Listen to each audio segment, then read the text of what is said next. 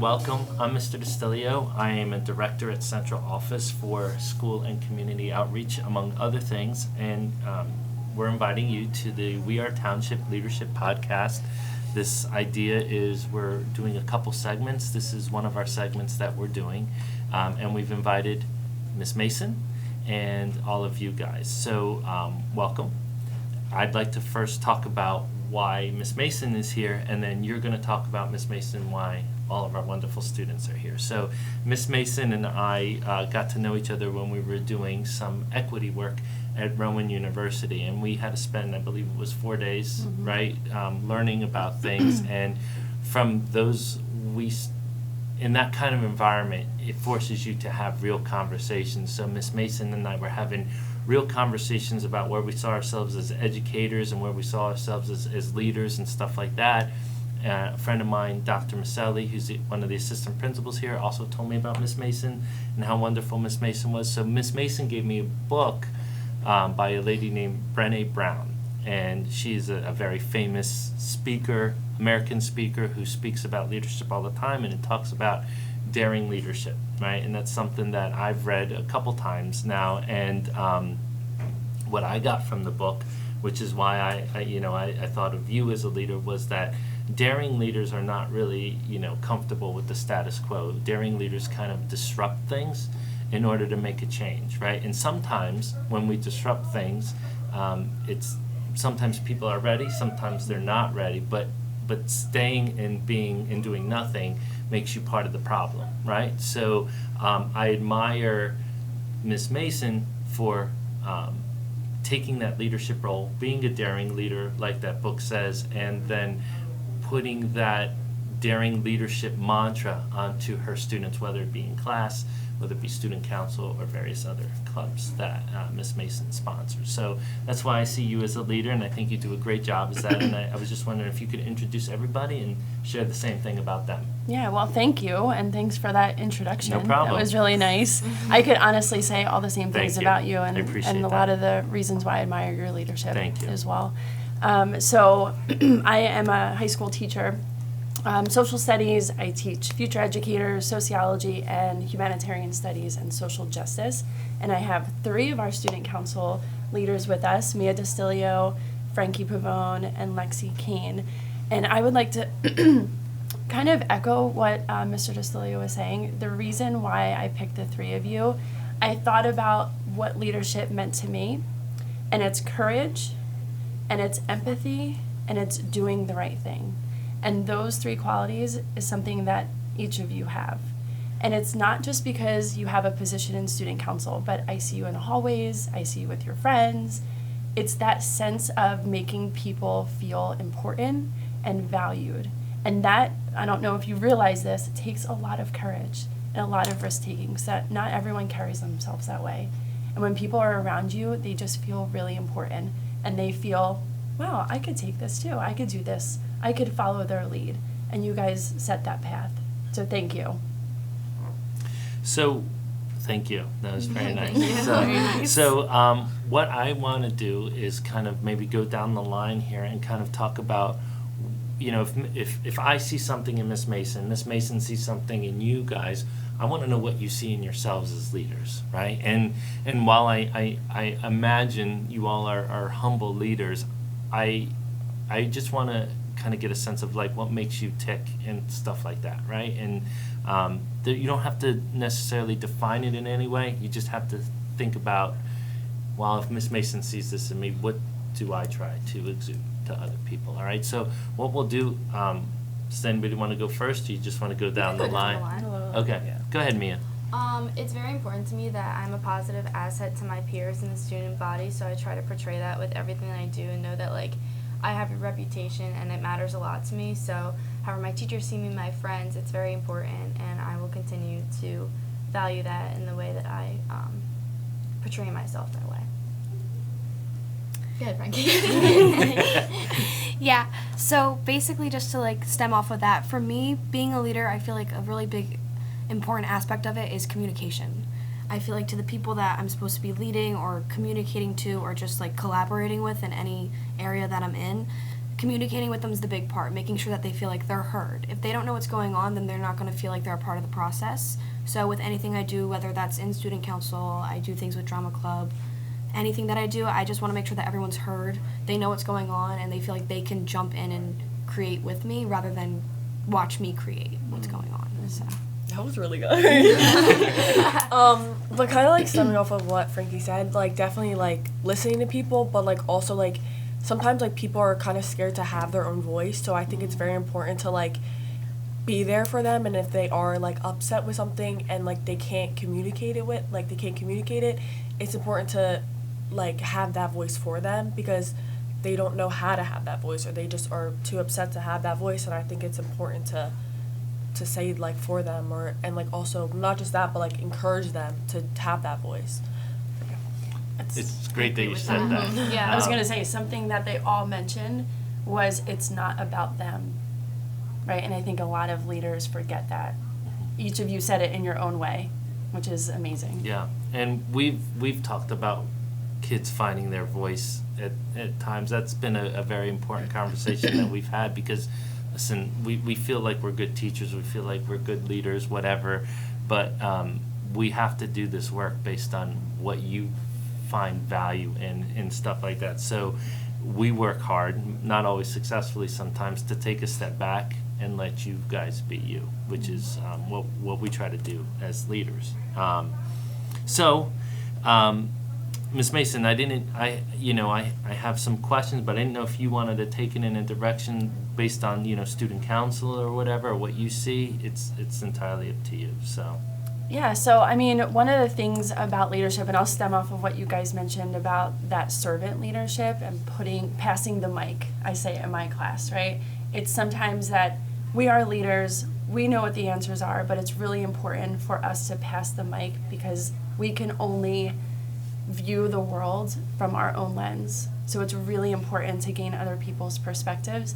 And really, a good student council does that, right? We represent the entire student body, and we have to be able to kind of like pass that mic, listen to perspectives, and then build change based off of that. As far as change is concerned, we talk about, servant and transformational leadership, and just want to talk about that. You probably don't have any idea what I'm talking about, right? Servant versus transformational, maybe by the definition. Yeah, so just so you know, there's different types of leadership. You can Google whatever, but some of these things often show up. So as a principal, I was hired to be a transformational leader. You go to Bunker Hill, you see a vision, and you enact that vision, and you make that school a better place because you're there. That was my job, right? The problem becomes when I become, instead of transformational, I become transactional, which means, you get bogged down with, a teacher needs this coverage or a student has this detention and stuff, and so I'm having to respond to the stuff that like a 12-year-old does all the time, right? Which is sometimes not always the best decision in the world, but like you're transactional. You have to solve this problem to get to that problem, and it's only when you can zoom back and be transformational, right? Something like this is transformational because it's allowing you to have your voice to transform the mindset about what a high school kid is. My leadership style, even though I have those roles, the one I try to do mostly is servant leadership. And you guys all said this, Ms. Mason reiterated it. It's not about you, it's not about me, it's about what do I need to do to make somebody else's experience better, somebody else feel loved, somebody else feel valued. I've had my time. It's not my time now, and I want to, and it's time for me to give back. So however I can do it to make you all successful is what I'm here to do. I don't really think that's my job. I actually just think that's my purpose, So, as we think about servant versus transformational, I'm just wondering, I'll start with Ms. Mason. Like, where do you see yourself? Maybe you see a combination of both. I don't know. So I have like a hot take on that. Okay.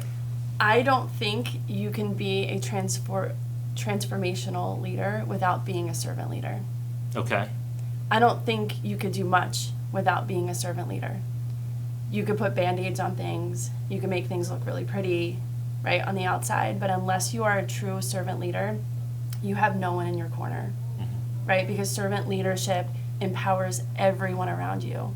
You can't truly transform an institution or a group or whatever it is you're trying to change. You cannot do that alone. So unless you are willing to put in the work, unless you're willing to admit you don't have all the answers, and you're willing to lean on the people behind you, transformation isn't really going to happen, at least not long term. That's a great point. That's my hot take for the day. Thank you. That's I only really get one good. a day, so Yeah. it's Mason's hot take. Yes, Um, that could be my new podcast. Yes. Yeah. Mason's hot take. What do you think? What are the two options? Servant leadership and transformational. I see myself as servant leadership because I lead by example, and instead of just bringing myself up, I'll bring others up with me and help them.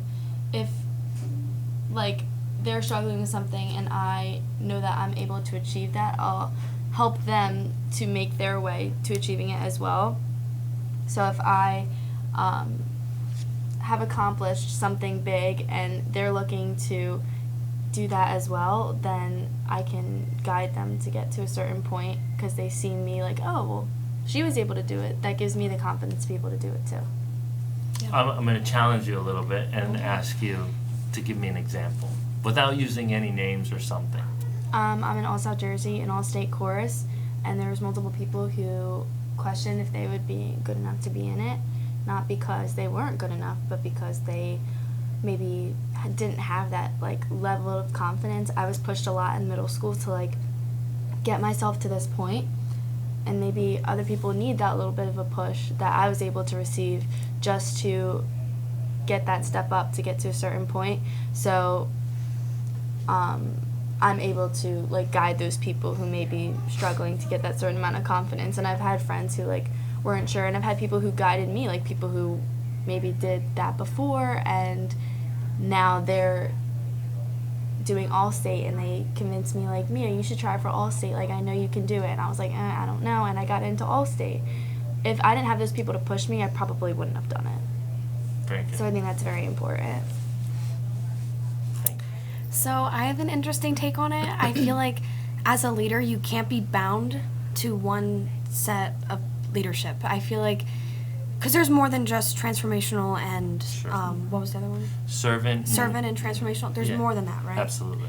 But I kind of think of leadership as almost like a personality type. Like, you know how like you're like the INTJ or whatever. I think Myers-Briggs, yeah.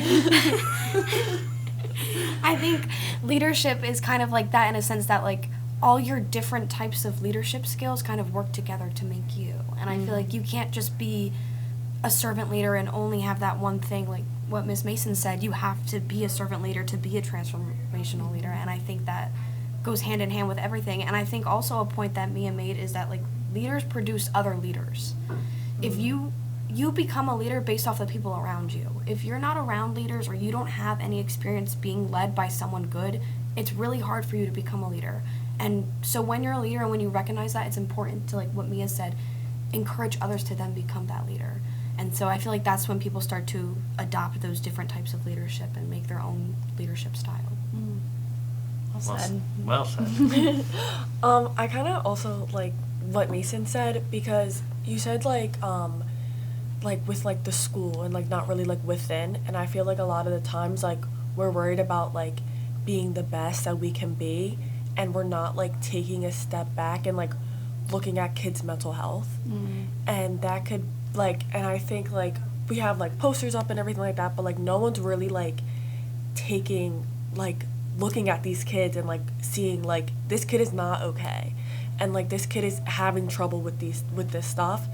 And I feel like as a leader, like you need to be able to take that step back and being like, okay, we need to stop, and like it doesn't matter if we have like the best computers, like the best football field, like no, like these kids need help, and like we need to be able to like help these kids. And like, and we have guidance counselors who are amazing people, but people are scared to go to them because a lot of times like kids are like judged and bullied for it, and like making it, and like there's a lot of like stigma on like athletes like and football players like not being able to like talk about this kind of stuff. And I feel like as like a leader, like you have to, and like you have to be able to like, Mason, I remember, like, freshman year, you, like, be uncomfortable with the uncomfortable or something. It was That's like that. a quote from that book Yeah. I mentioned earlier. It was not my own quote. I don't want to take the credit for that. And I just think, like, that I, like, live by that every day. And, like, you helped me so much with that. And, like, and just, like, being uncomfortable with it and, like, being able to talk about it, because if no one does, like, no one's gonna do it. And, like, having that leadership and, like, having that courage to talk about this kind of stuff. Well, it's also the difference between leading people and then standing alongside of them. Yeah. Right? The word leader, right, assumes that you are in front.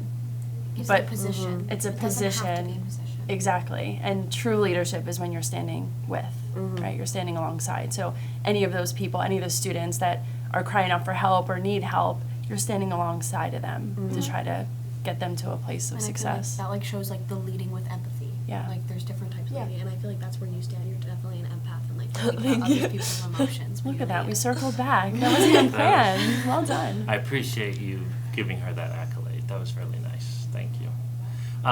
Did you want to take it in a different direction? Because you mentioned about your class. You had this class discussion, and I didn't know if you wanted to share that because I thought it was pretty on point. Okay. And I didn't know, like, I mean, I can ask some of the questions here, but I just really like what you had to say before the camera started. Sure, yeah. So before you guys got here, we were talking about my future ed class, and we were talking about like philosophies and is it better to have a student-centered classroom or a teacher-centered classroom? And it really started a really good conversation about leadership, right? And what we decided was, you know, a student-centered classroom is the way to go, right? That's when the teacher is standing alongside with the students, right? Passing the mic, all of the things that we just mentioned. But when we got down to it, what we realized was that in this case, a future ed class, if the teacher makes students feel important, that's what truly matters. It doesn't matter if it's a teacher-centered classroom, a student-centered classroom. It's the students being most important. And that's almost like an energy you carry with you. And I felt like that was a good conversation we could have about leadership, right? Is it about you feeling important, or is it about the people you are leading feeling important?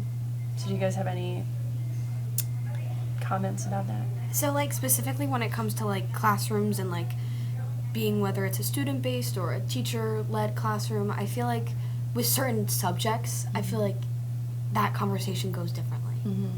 So like I feel like, for example, like a lot of the classes that you teach, and I feel like from what I've heard from people that take in your class, it's a very student pass the mic, like Yes. people really enjoy Very the way that interactive. it's very Yeah. interactive. But I feel like when you get to like, for example, math, I feel like it's a little less interactive, and it's more, when it comes to those classes, it's more about the conversations that you have when you're not teaching, making sure that the students still feel like they have a positive relationship with the teacher. So then they're ready to go into that classroom the next day, and even though it's math and it's not their favorite topic and it feels like it's just going to be a lecture, they're eager to learn anyway because they know that the teacher at the end of the day still hears them and values them. And they know that they're Yep. supported. They know that if they regardless, don't yeah. understand it, they can go to that teacher anyway. So I Exactly. feel like in certain classrooms it's good to have a student-based thing, but in other classrooms where it's not necessarily a pass the mic type of environment, it's good that the teacher establishes that student connection. And what's visible in both classes? What's the theme? Students feel important. Oh yeah, students feel Right? So it I was doesn't like- matter necessarily what or who is in the front of the classroom, is who's in No, the yeah. desks. It's about whether or not you as a student feel important walking into that classroom. And I feel like too, when you get that level, when the students start to feel like they're important, they also start to respect the teachers more. And I feel like that's a problem that we're having lately, is that like students aren't respecting their teachers. And I feel like it's because they don't feel like they're heard too. It's like a connection that's like once you get both, then it's like harmony. Why, can I ask a question? Absolutely. Why don't you think students are feeling heard? I'm gonna. Go ahead. So they don't feel safe in their classroom. It's not just like feeling just they don't feel safe with the teacher, or they could like the teacher they have like they don't really get along with. They kind of like maybe like butt heads, or like they don't. The teacher could make comments about people like and stuff like that, and then like they just don't feel like safe going to that teacher for extra help, or they like or they just don't feel like learning and they just don't care for it anymore, and they just are just like, I'm not going to pay attention to this teacher because I feel like I'm not being heard, or sometimes like teachers pay a little bit more attention to other students. That's also a big thing I feel like I see. And then students are like, that teacher doesn't look at me, respect me, call on, like, when I raise my hand, they don't call on me. Why should I give them the same respect? And I feel like a lot of students are like, if they don't give respect, then, like, why am I going to give them that? And then teachers feel that same way. So I feel like it's very, like, there has to be, like, a line in the middle that we have to meet, and, like, people just don't.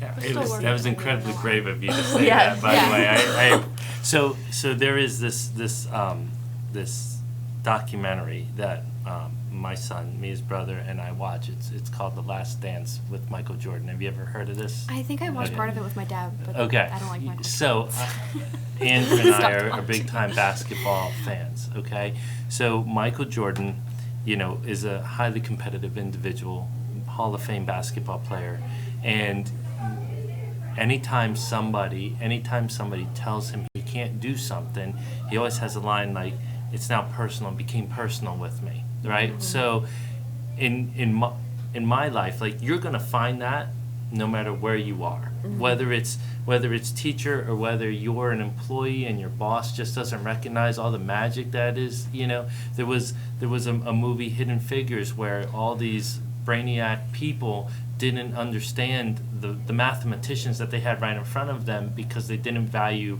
women or even people of color at the time, right? So that's an incredibly powerful movie, right? But like when you're faced with adversity, whether it's somebody doesn't recognize your value or whatever, I don't know. I take that mindset like Michael Jordan. Okay, now it's personal. Now I'm going to make you see me. Now I'm going to make you understand what I bring to the table. And then I have a decision to make. I can be that daring leader and disrupt the apple cart and be the disruptor and stuff like that. And that's kind of how I do things. I would recommend that you get that book, Dare to Lead. Is that what it's called? She's a few of them, but Daring Greatly. Daring Greatly. Like, it's really good. So it sounds like it would resonate with you. And Miss Mason gave it to me. And like, if you like Miss Mason, I would suggest it's in my classroom. I have 2 copies. Yeah. So it's pretty wild. It's a pretty, like, and you read that book and you're like, wow, yeah, that's it. I can do this. She quotes Theodore Roosevelt. Yes, she does. Right? The man in the arena. It's not the critic who counts. It's the one who is in the middle of the arena, getting their butt kicked every day, being courageous, taking risks, not having all the answers, but still standing there at the end of the day. And having that drive to, like, continue even after maybe you've been knocked down so many times. Exactly. Getting back up just makes you look even stronger. Yep. I feel like that's an important point that I think about a lot, that my parents also, like, instilled in me, is that, like, there will be days at school where, like, I'm struggling as a leader, as a student, as a friend, whatever it is. I'll come home and my parents will be like, "Hey, how was your day?" And I tell them about the struggle that I was having. And instead of just being like, "Oh, I'm sorry that's happening," they tell me, "Think about what you're going through right now and think how this is teaching you something for your future." You know, you're going to have a career, you might have a job, you're going to go to college, and something's going to happen and you're going to be faced with a challenge similar to this, and we're not going to be there to kind of be like, "Oh, I'm sorry that's happening." So they kind of instill in me, like, get back up, like, think that this is a challenge that you might have to overcome in the future, so learn that now instead of just giving up. So, yeah, I think that's really important. It's a good lesson. Just to pivot a little bit, because I think, we're doing well on time, but, like, just we can go in any direction you want to go. But, so I listen to this podcast, if I'm doing yard work or folding laundry or whatever, and it's called Human Capital Podcast, right? So it's not necessarily about education, but it's about business or whatever. And from this, it talks about, being a purposely driven leader, and it talks about 6 qualities of ethical leadership: accountability, courage, character and integrity, empathy, resilience, and self-awareness. Okay? I'm just wondering, you guys are all ethical people, all 4 of you here, and there's ethical leadership principles that you all exhibit. And I'm wondering, I'll start with Miss Mason. I don't know what she's going to say, but how do you see those pillars being in far as, ethical leadership for you? So there's a lot there, Mm-hmm. right? And my brain works the way a sociologist would. So my first thought is, how are they all connected? Right. Right? So the one that is the root for me is courage. Mm-hmm. Right? You have to be a courageous leader in order to be ethical. You have to be courageous in order to have accountability, right? You have to be courageous in order to have integrity and character and maintain that in really difficult spaces. So courage for me is like that one that grounds me all the time, right? Because if you don't have courage, you're not taking risks. You're not showing up in a vulnerable, authentic way. And people are going to see that because it becomes fake at that point, right? If you don't have true courage, like, people can smell that out. Mm-hmm. You know what I mean? Yeah. And courage also means you are doing it for the greater good, not just for yourself, right? So I don't know. It's just a lot of courage talk, but I feel like that's a theme in a lot of leadership for me. I agree entirely. I think it's I agree with courage 100% that is like the foundation, and then there's like an umbrella of everything else that comes from it. And I'll give an example. Like, as a dancer, I do ballet, and even if I don't like it that much, that is the foundation to all of dance for what I do. And that is like knowing that like I have that, I can go anywhere with it. And that's how I feel about courage specifically. Like, as long as you have that quality, that can take you so many places, not just within those 6 pillars, but like anywhere in life pretty much. And I feel that like if you want to get to a certain point, you have to have courage, and courage will lead you to accountability and integrity and resilience and all of those 6 pillars and more. So I completely agree, going off of what she said. Do you mind if I just ask you guys a question? Yeah. Because I'm sitting here thinking and listening to you. I think sometimes we define courage not the way it really should be, right? When we look at someone who's really courageous, like, who do we think about, right? Like, really brave people who are super strong. They don't have any emotion on their face. It's like courage to walk through fire, right? But in the book, right, when we talk about courage and daring greatly, courage is being vulnerable, right? Courage is allowing people to see our true selves. So I think sometimes when we use the word courage, we have this idea of what courage really is, but in fact it's feeling all the emotions, it's being empathetic to everyone else, it's having the wrong answer sometimes. Like, that's what takes courage. And knowing that that's okay to have the wrong answers. Knowing it's okay, right? And standing up for other people. Like, that's what truly courage is. I feel like being vulnerable is like, I liked when you said being vulnerable. I agree, yeah. I feel like that's like the heart of courage, is like knowing that there might not be people who are standing next to you, or there might not be people who agree with you, but knowing that you're standing for what you believe, and that you feel like you're helping others, and that you might be in a vulnerable stance, that's okay. And like an example of that's more on like a lower scale, when I think of like vulnerability and courage, is like when you're in a classroom and there's a hard question and nobody wants to raise their hand, but you think you know the answer and you want to give it a try, and being that one person to raise your hand, and everybody's looking at you, everybody's thinking like, what are they going to say? And you still standing by what you think and saying what you say, and whether you're right or wrong, just the act of like raising your hand and putting yourself in that situation, that takes a lot of courage that a lot of people don't think about. Well and that said. may be uncomfortable, like you said. You have to be uncomfortable with the uncomfortable, and that may feel uncomfortable, but having that courage inside of you to say, I don't mind, like, I'm going to take a stand and do what I think is best, and if it's wrong, it's wrong. But and I listen to what you say, and I'm going to go find the answers. We're going to figure it out together. That's courage. Yeah. It's okay to be wrong. Yeah. I'm wrong all the time. All the time. I think, like, for me, it has to be self-awareness, because growing up, like, I wasn't, like, I feel like I always wasn't a leader, and, like, realizing that it's okay to, like, because I've always been, like, a shy kid, and, like, been, like, everyone else is gonna do it, and I don't have to, and I'm like, okay, like, they have that, and then like I can just be over here in my little bubble, and like but like realizing like as I got older, like I like nothing was gonna get fixed if I wasn't gonna say something or do something about it. And like it's like so like for it, like being like self-aware was like also a big thing, and like and I just think like it's okay to say something and like just like learn from it, and like not like beat yourself up from it, like to learn from it, I guess. Yeah. And it takes courage to be self-aware. It all comes back to courage. Right? Well, you guys are really courageous people, really. Thank you. I was gonna say, because personally, like Lexi, I feel like even though I agree that courage is the basis of leadership, for me personally, I always have seen self-awareness as being like, I base my leadership off of being self-aware. And I say this a lot because, especially as being a senior, having all my clubs, having all these interviews for executive boards, you're always asked like, what do you define as leadership, and what do you see leadership as? And the one thing that I always say is that when you're a leader, you have to be self-aware and realize when there's other leaders around you, and it's your turn to take a step down and let someone else lead.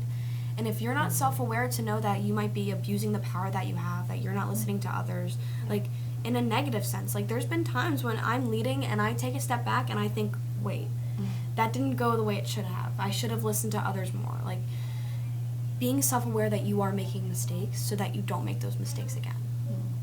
It's very intuitive. Mm-hmm. Yeah.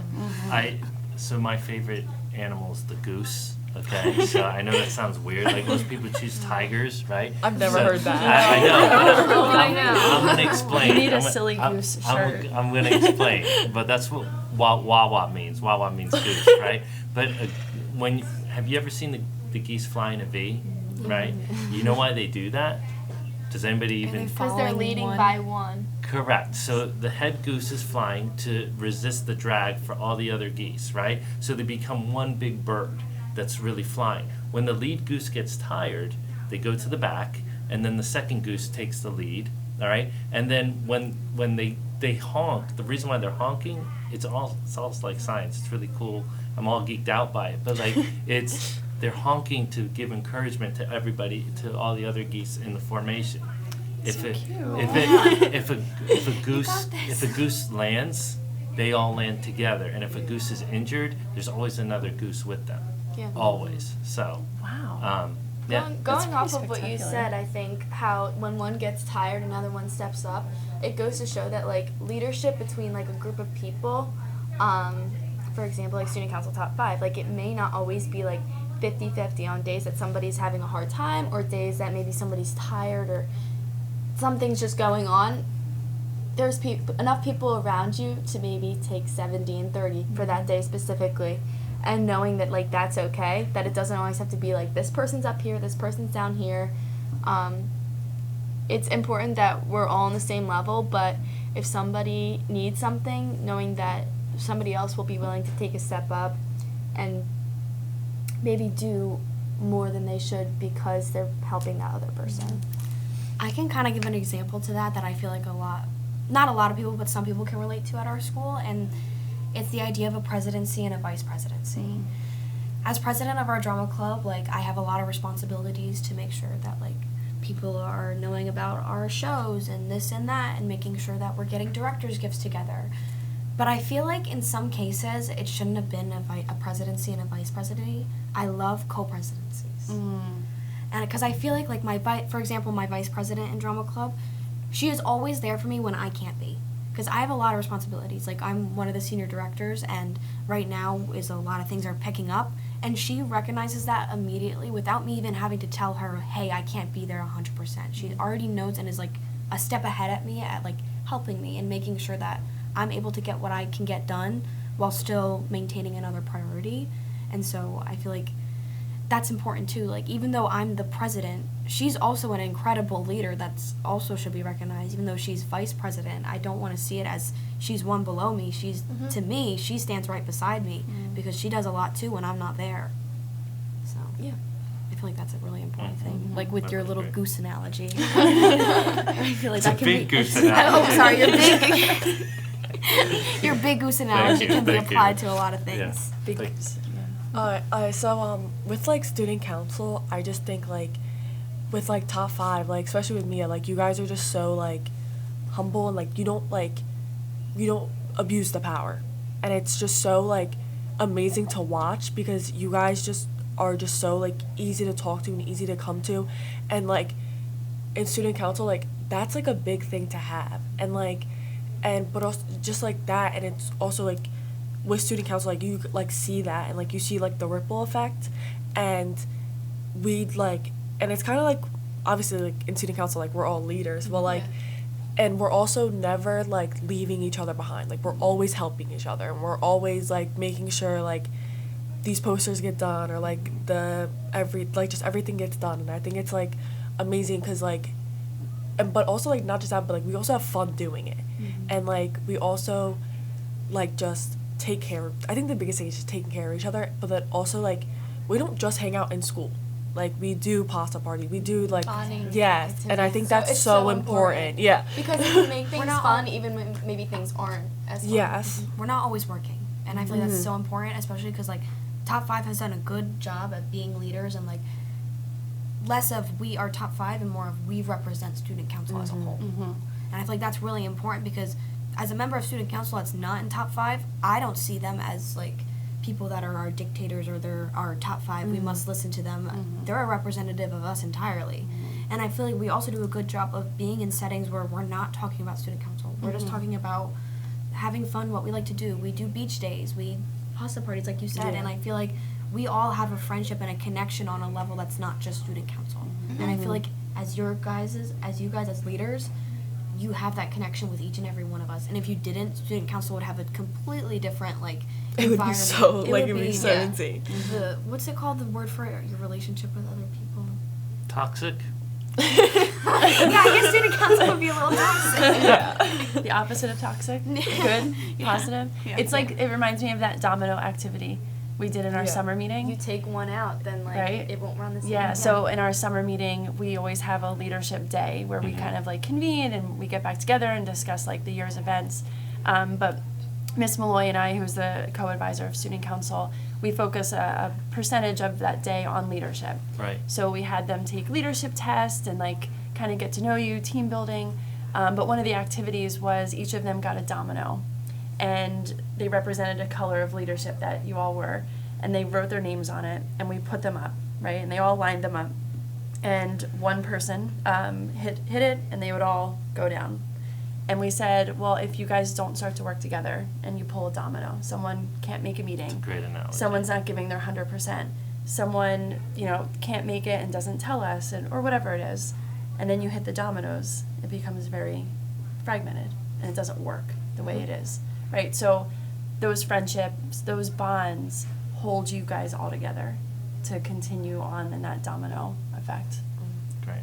And even if you don't maybe know everybody, like I went into student council like, oh, I know this person, I know that person, but I didn't make it, I'm only going to talk to this person, or I'm only going to talk to that person.